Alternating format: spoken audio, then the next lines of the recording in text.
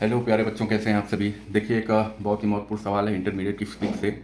और मेरा फोकस है कि ज़्यादा से ज़्यादा आपको आंकिक प्रश्न जो इम्पोर्टेंट हैं वो बताए जाएं, ताकि एग्ज़ाम में अक्सर बच्चे जो है वो आंकिक प्रश्न को छोड़कर चले आते हैं।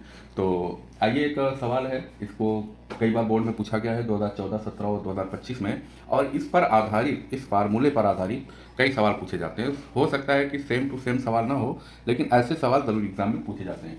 तो आइए देखते हैं, सवाल कह रहा है प्रत्यावर्ती विभव ई बराबर 240√2 साइन 300 पाई टी से प्रदर्शित है। विभव का वर्ग माध्य मूल मान एवं आवृत्ति ज्ञात करना है। यहाँ एक समीकरण दिया गया है, उसमें वर्ग माध्य मूल मान और उसकी आवृत्ति पूछा है। तो आइए सवाल को फटाफट हल करते हैं। दे रहा है, कह रहे हैं ई बराबर 240√2 साइन 300 पाई टी। ये एक इक्वेशन दिया हुआ है। ये जो इक्वेशन दे रहा है, इस इक्वेशन की तुलना हम करते हैं, कहेंगे दिए गए समीकरण की तुलना ई बराबर E0 साइन ओमेगा टी से करने पर। तो ये समीकरण दिया हुआ था क्वेश्चन में, इस समीकरण की तुलना हम E बराबर E0 साइन ओमेगा टी से करेंगे। ये एक इक्वेशन हमको बताया गया है, जब थ्योरी पढ़ाया गया है तो उस थ्योरी में ये फार्मूला आपको बताया गया। ये फार्मूला कैसे डेरिवेट हुआ, कैसे आया, ये आपको थ्योरी में बताया जा चुका है।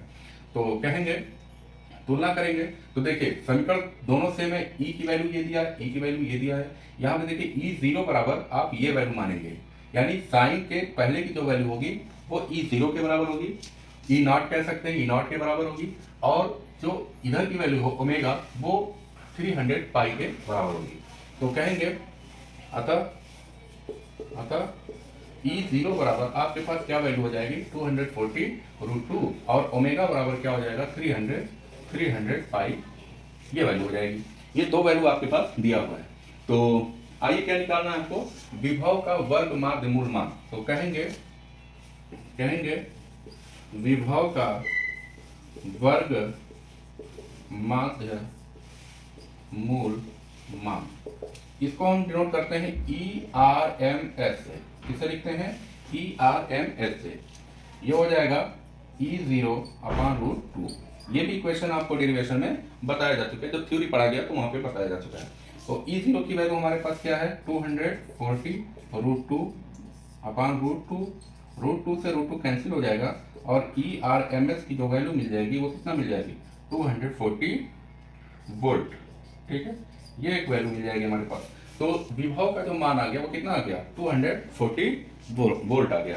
ठीक है, अब हमको क्या फाइंड करना है, आवृत्ति फाइंड करनी है। आवृत्ति क्या होगी, आवृत्ति का फार्मूला हो गया कहेंगे अब F बराबर ω/2π, ये आवृत्ति का फार्मूला होता है।